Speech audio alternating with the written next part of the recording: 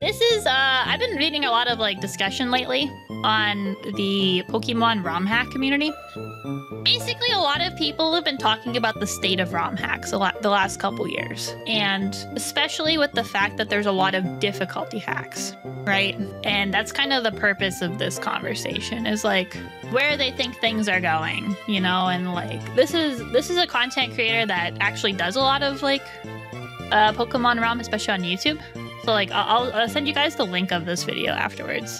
You might have heard of him before. Pokemon ROM hacks. It seriously amazes me that there are thousands of free-to-play experiences using the Pokemon IP. And while many of them are far from perfect, there are far more than there should be that have seriously blown my expectations. There really are some very good ones. Achievable in a game that was made completely for free. But over the last few years, there's been a very noticeable shift in the Pokemon ROM hacking scene. And that would, of course, be the incredibly sharp decline of hacks with original stories and regions, and an even sharper incline of difficulty and enhancement hacks.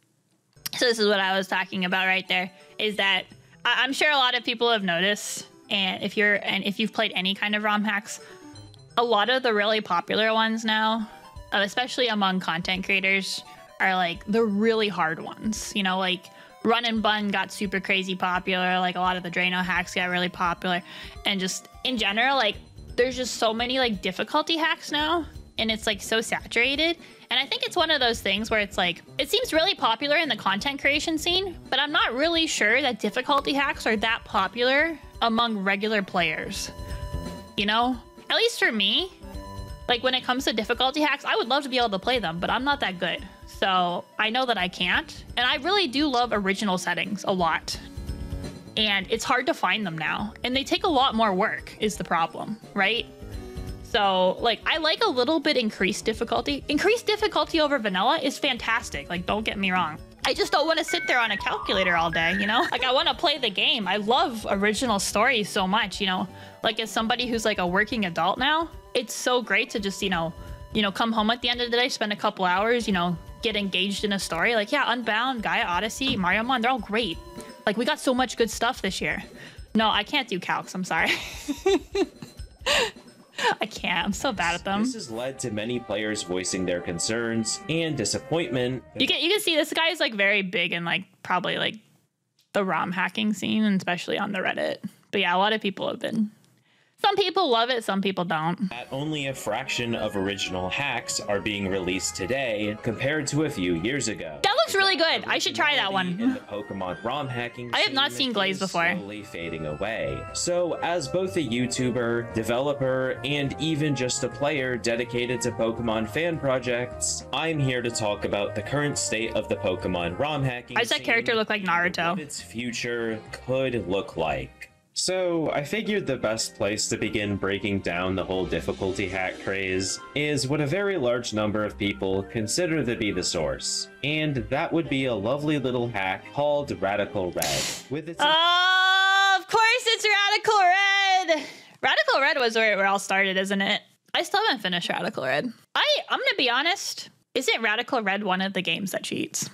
I can't remember if it is or not. I will always say, and I never, ever support ROM hacks that cheat. That was my least. If I had to complain about one thing, like especially when it comes to like a game like Unbound, that's the only thing I didn't like.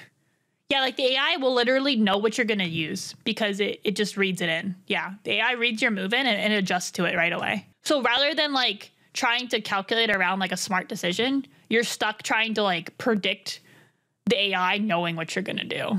I like outsmarting the AI, but I don't want to have to outsmart an AI that's like reading my notebook, essentially.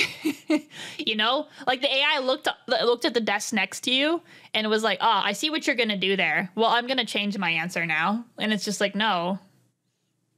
Popularity spike over the years, as well as just containing the elements of nearly every modern difficulty hack. You don't want to be like this. This is disgusting. Why? This is awful in every way. If I could kill it, I would. Why? But I legally can't. But I've considered it. Why are you killing me? I didn't do anything. Hey. Is this what? Is it? Do you guys hate reaction content? Is that the problem? I just wanted to watch this video with you guys. I never watch videos with you guys, okay? Look, we're trying something new on this channel. It's called following the trend and stealing content from other people, okay? That's what we're doing now. Really a surprise that many people I only like cheese wheels too. Has evolved into. However, I don't entirely agree with this statement. To me, Radical Red was just a very innovative project. I think so too. Every single Pokemon into a single game, as well as making every boss. No, Radical Red did pretty good. Which does sound like just about every other modern difficulty hack. But you then have to ask yourself, how did Radical Red get so popular in the first place? And the answer to that question would have to be YouTube. I knew it! I knew it! You posted your ROM hack on. It's content creators' faults. It is absolutely 100% the fault of content creators. I'm sorry. I knew it was gonna be YouTube. Like, no offense to things, but like YouTube is great. I love it. Like, I love watching the difficulty hacks. I love watching Nuzlockers because I don't want to do that stuff, right? I just don't want to do it. So I love watching other people do it. But I'm gonna give you guys a hot take. I think there's two reasons personally, in my mind, for the decline of like Pokemon games that are more story-based, okay? My first reason would have to be, they're a lot of work. They take a lot more to make, right? Like, I think that's simple enough, right? Difficulty hacks are really easy. All you have to do is, like, maybe tweak all the battles, and you don't have to design a whole new region, and a lot of new dialogue, a lot of new stories. So, like, you know, puzzle games and, like, story-based games, they're a lot more. We're having fun here, aren't we? I come up with these, and the guys, it's good to laugh. My second reason, and it's more from the content creation side. Of person. What? Why? Everything. It's really hard to actually come up with a story that's not like crazy edgy and that's actually like good and has depth. You know, writing stories is hard, frankly. And then writing stories for video games is also hard. And then you have to do all the coding and the sprite work and blah, blah, blah. It's a lot of work. I mean, you can even use Mario, like Super Mario Mod as an example. That was a project they had going for so many years. Like, I think that, what was it? Like a 4-year project. That's a lot of time investment. Pokemon Odyssey, like, just quote unquote finished, and that guy was working on that for 4 years. It is a lot of work. My second reason for thinking that, especially, this is more from the content creation side. I think the reason that ROM hacks have especially trended towards difficulty hacks over story-based hacks, in terms of popularity in the content creation scene, is because challenge content has gotten very popular, right? There's a lot of content creators doing challenge content. They do speedruns, they do challenge content. That stuff is really, really popular now. Especially the decline of Let's Plays, especially on YouTube and just in general, like gaming content, like streaming Let's Plays essentially and putting them on YouTube, they don't do well, right? Playing games is not popular anymore, as sad as it is to say. And that's where story-based games used to thrive, was when Let's Plays were king, and they're not anymore. So on the content creation side, it's really hard now. And then obviously on the making it side, it's really hard. So it's hard. Yeah, challenge content's basically the new prank content. It's what's huge right now. It's been big for a while. And that's why, I mean, even now, like, YouTube is definitely trending more towards like the reaction content, and that's, you know, that's probably because people are more lonely and stuff, but that is completely irrelevant to Pokemon right now, and I'm not going to talk about that because I am also going to take advantage of that myself by reacting to this other video that someone else very lovingly and painstakingly made, and I'm just going to sit here and give my opinion because I also just want to be a shitty content creator sometimes. Anyway. People you've shared it with, YouTube will always be the #1 way that Pokemon fan projects will gain attention. And Radical Red just so happened to be released during a time where Pokemon Nuzlocke and other types of challenge run content was becoming When did Radical Red come out? So, of course, I know Nuzlocke content got really popular on like 2021, 2022. On the hack. And thanks to the technical advancements in ROM hacking that allowed Radical Red to even exist, another project a long time ago nature came around with even more YouTubers flocking to it. Yes. This created a sort of cycle. It was 8 years years old? Really? Difficulty hack would be released. That's crazy. Creators play it, causing the hack to surge in popularity. Yep. Creating an influx of new YouTubers focused on nuzlocking ROM hacks, and new developers that would then go on to create their own. I want to play that one still.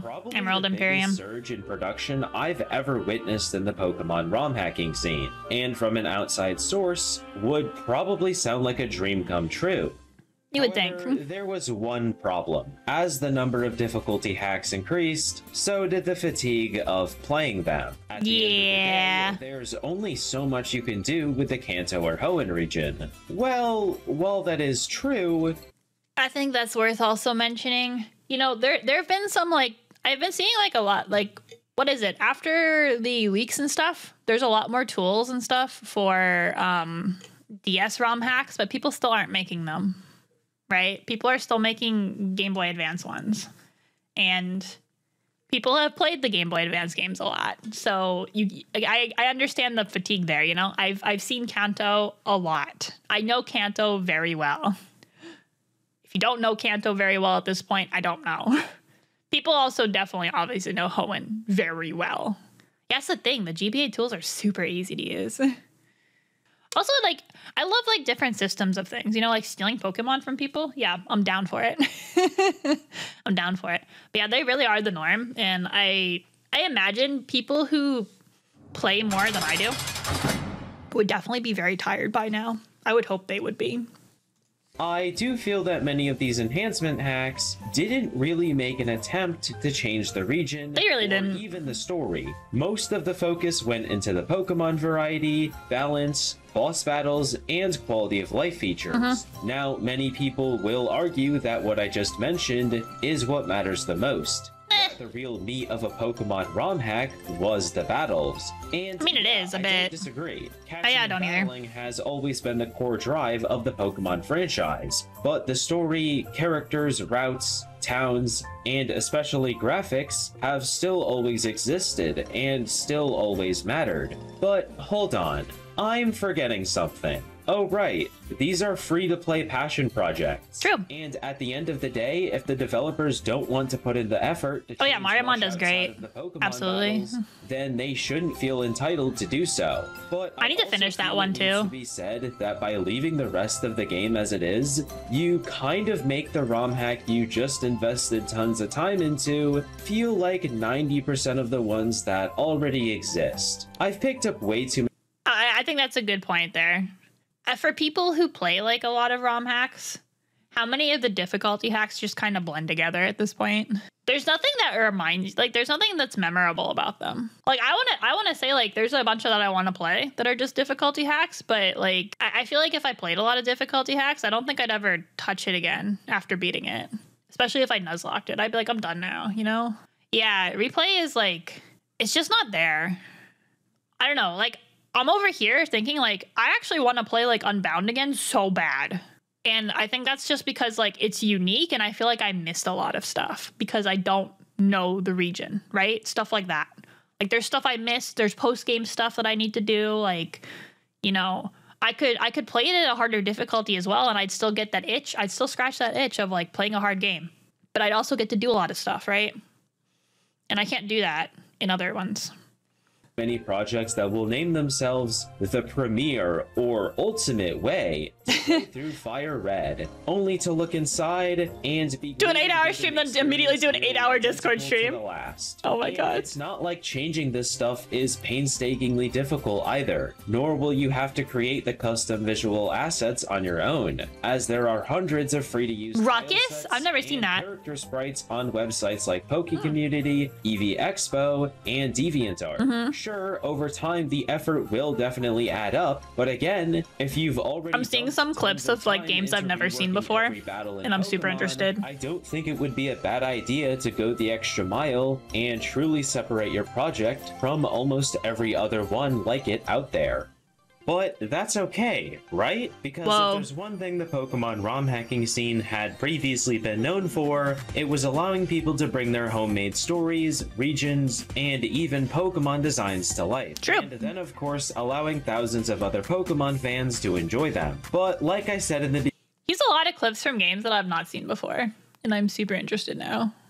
Is this Darkfire? It looks really good. I feel like I need to write like a lot of things down. I mean, obviously this content creator does a lot of ROM hacks and like makes videos of them. I haven't seen a lot of them, but that's just because I haven't ventured out very much. But a lot of these look really good, you know? And that's one of the things. I think if you just like, if you think about it, ROM hacks, like I think a good example of a ROM hack that was still pretty true to the base game, but felt innovative was like Sea Glass, right? You're going to remember Sea Glass because all of the sprite work is custom. Genius! He's tenderizing the ground! Of course! Write that down, write that down! Write that down. Anyway, but yeah, it's like one of the things, right? For Sea Glass, for example, like you'll remember it because it looks visually different from anything else. I mean, the story is pretty much the same, frankly. There's like a little bit of extra difficulty, but there's a lot of quality of life, and it just like, it felt better to play than like base Hoenn, for sure. Beginning of this video, with the increase of difficulty hacks came a massive decrease of new story and region. That is absolutely true. So much so that I genuinely can't recall a single new region ROM hack being released in 2022. Was there nothing released in 2022? That's kind of sad. I didn't know it was that bad back then. Damn. 2022 is when I think difficulty hacks really started popping off. Yeah, because of the pandemic. You would think because of the pandemic there would be more. Because people are home more and they were, what else do they have to do? You know? Except maybe start a project or something. Yeah, damn. 2022 is dry, huh? That sucks. Of course, nowadays it's not so bad, especially with hacks like Mariamon, Odyssey, and Dreamstone Mysteries. Write that down, write that down, write that down, write that down. What is Dreamstone Mysteries? What is that? Write that down. We need to write that down. I haven't heard of that one. It's a sequence of Pokemon Prism where you play as the son of the protagonist of the first game. What? That sounds so cool.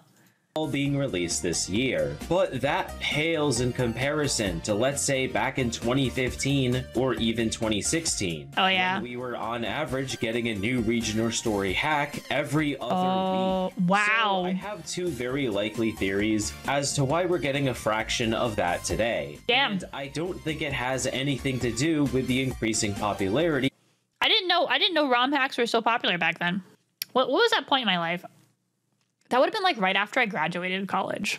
Yeah, I just wasn't playing Pokemon then, so it's kind of hard. Of difficulty hacks. You see, a lot of these older hacks during the scene's golden age of originality weren't very good. At least not to today's standard. Sure, that's fair. They offered a new region built with a new tile set, but almost all of the time, the writing was terrible, the level curve was incredibly unbalanced, and they almost completely lacked any form of quality of life. I feel like that's understandable. I'm trying to think of the generation that would have been working on those, you know?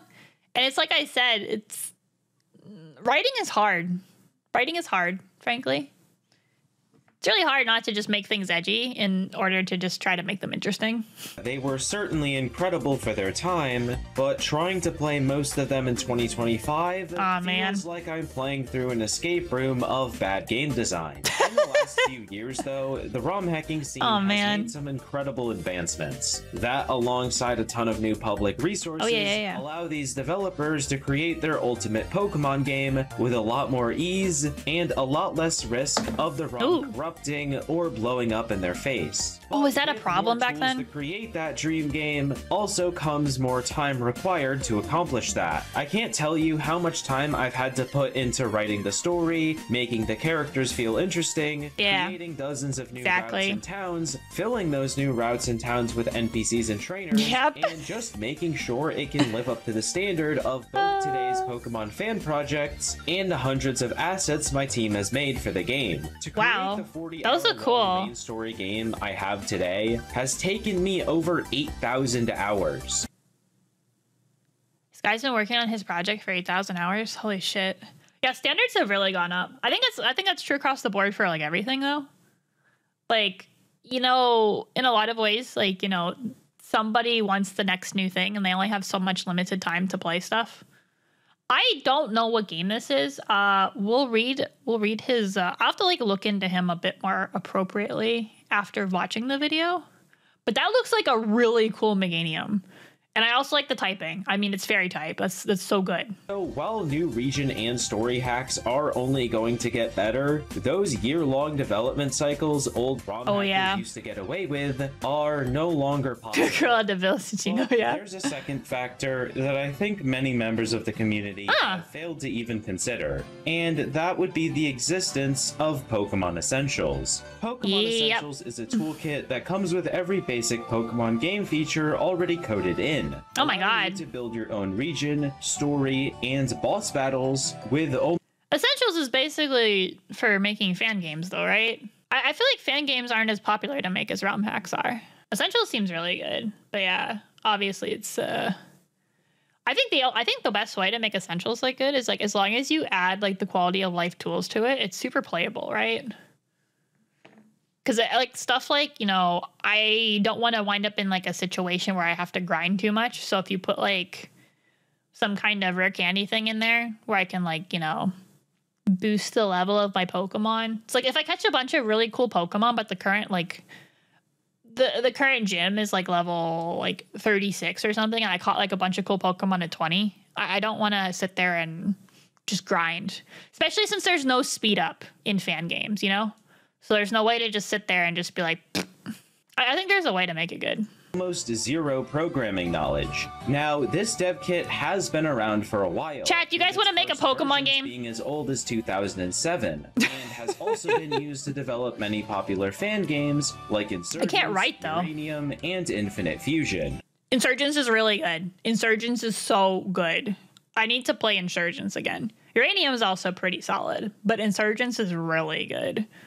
Many years, though, it seriously lagged behind in popularity. Mostly due to just how easily the games would lag, and the fact that they were only playable on a Windows PC. Yeah, that would do it. Neither of those issues really exist. I was playing this game for a while, too. Essentials has been vastly improved with tons of performance problems fixed, and many fan games can now be played on an Android, MacBook, and even various... I didn't know you could play fan games on your phone. I'm gonna be honest, I didn't think you could. I didn't think you could. There's a lot of good stuff now, honestly. I need to start playing Reminisce again, but I felt like it was hard to stream. You know, like people weren't that interested in it from a streaming capacity to watch it, so I wasn't playing it.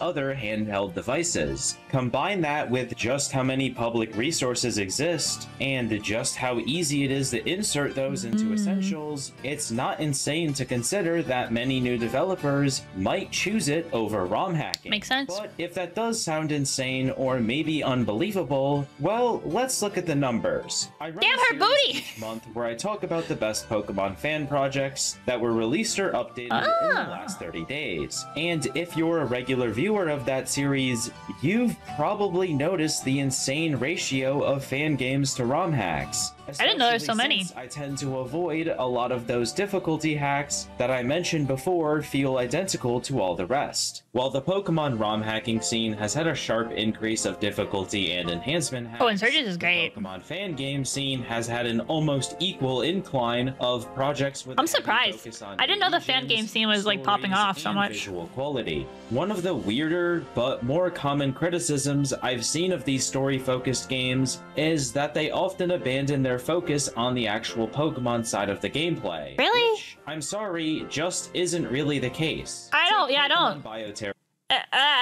Is that really what people are saying? Because I don't believe that. I mean, he disagrees too, but like, I don't think I don't think there's a lot of Pokemon game like fan games that I've played that I would view as like poor in terms of the Pokemon game side.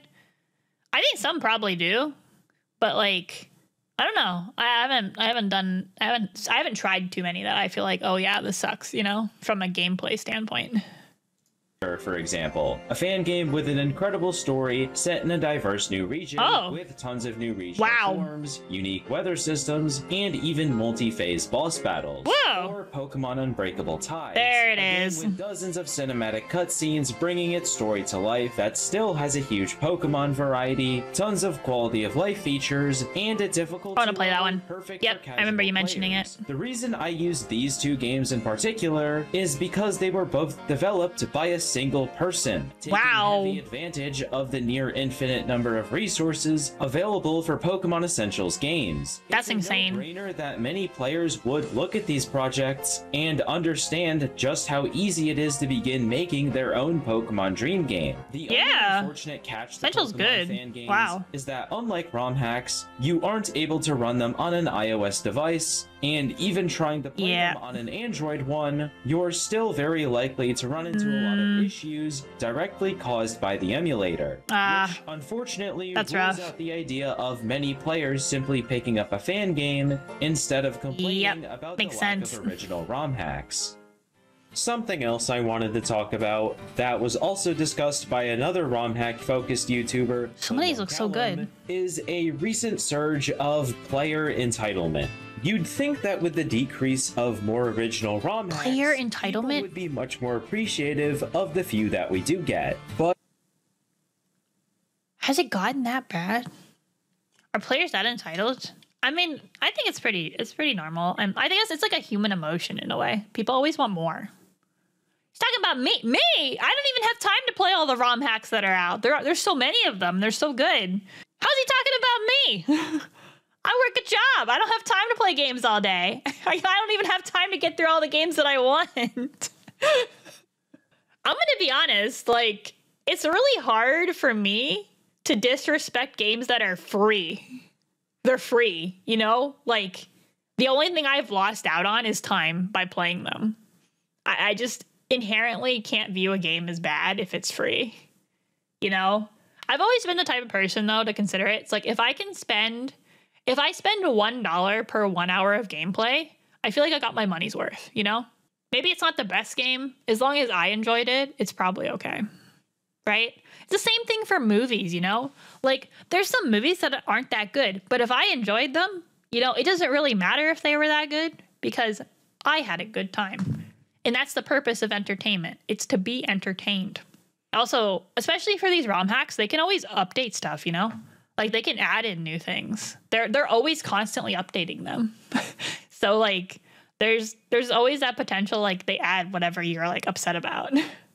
But somehow, the sort of opposite effect has occurred, with many hacking and harshly criticizing recent projects for not fulfilling their own expectations or desires. A big example would be Pokemon Pisces, a ROM hack that many people bashed. I thought people liked that. I feel like I had this game recommended to me. Why is this bad? Lack of quality of life, and for shipping without documentation. Now, I don't think there's any... People are mad that they didn't get documentation to tell them everything about the game. I'm sorry. You know, back in my day, we didn't have fucking guides for everything. My bad. Sorry. Okay, anyway, I'm pulling like an old woman type of issue right now. Like, is it really that big of a deal? Just kind of figure it out. Also, like, talking to other people who do figure things out is also pretty cool. I'm just saying, like, you know, schoolyard rumors and all. Just, I don't know. Just communicate. just play it yourself. I don't know. I like discovering a game blind, frankly. Documentation's great, but, like, I really like just playing a game blind. And then, like, if I miss out on stuff, that makes it replayable for me, you know? Because I can always play it next time. It's not that hard. I don't know. Maybe I sound like an old person. You know, back in my day. Nothing wrong with providing criticism for those first two. I mean, criticism's fine, though, I guess. I did myself in my own review of the hack. Ah, damn. However, as for the documentation part, these guys just spent years of their life creating an incredibly unique ROM hack with absolutely zero financial incentive. It's kind of wild to expect them to provide you with a detailed and documented explanation of every single thing that exists in the game the second it comes out. You can be frustrated that the hack is too hard. Oh yeah, for sure. That you didn't enjoy the story. I think so too. Confused about what a new mechanic does. But at the end of the day, PNC? You also just have to realize that the hack might not be for you. Another side of entitlement I see very often. I think that's always fair to say. You know, sometimes games just aren't for you. That's what I used to say about, like, games that I don't like. I just didn't think that game was for me. Because I was just like, yeah, just wasn't. It's Sometimes you play a game and you just don't like it and other people like it and you're just like, yep, game wasn't for me. That's fine. I tried it. Is whenever ROM hackers share details about their projects that have been in development for many years, I often find a comment section filled with people saying stuff like, oh wow, this is never gonna come out, lol. Wow. Or even things like, wow, this is all you've done after 5 years? Wow. For the 100th time. These people are creating these hacks as a hobby. Yo, people online are mean. What the fuck? It's like I feel like fans expect people to just have been working on them with every ounce of time they have available to them, you know? Like they don't have jobs or lives or families or any of that other stuff. They just working on their ROM hack 24/7. Sorry, no sleeping allowed either. People feel very brave behind a screen. Completely for free. They likely faced tons of challenges trying to find the time to even open up the project and get in 20 minutes of development time. Oh yeah, sometimes it's hard. Comments and harsh criticism ever do is it's hard to be creative and work. People behind the development of these ROM hacks to the point where they might just drop the project entirely. Aww. If you want a future with more creative and more original Pokemon ROM hacks, then the least you can do is just be kind to the people who wish to provide you with them. From 2020 to 2023, most developers have been obsessed with creating difficulty hacks and nearly uninterested in new region or story. That's what I've been seeing. I feel there's been a recent return of originality, as in just the last 365 days, we saw the completed release of Odyssey, Pisces, Mariomon, and Dreamstone Mysteries, as well as pretty new solid demos for Darkfire, Lazarus, Soars 2, and even an NDS hack. Write all those down. Iridium. Not to mention dozens of new hacks being teased on Reddit. I have seen Iridium. That one I also had my eyes on. There's just too many of them, though.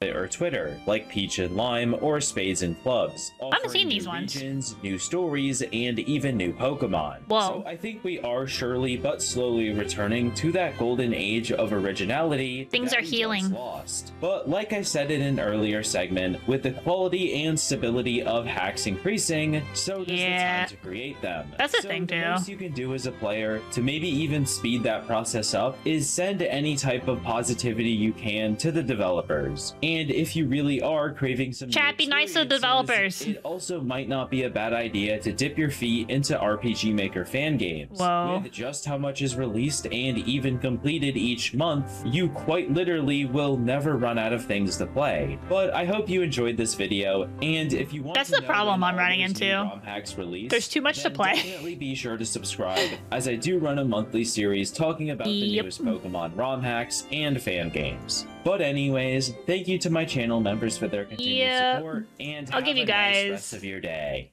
I'll give you guys this link. Whoops, sorry. Anyway, I'll give you guys the link for this. You've probably seen this creator around before. I just thought it was something interesting to watch because there's like a lot of creators that like I'll watch.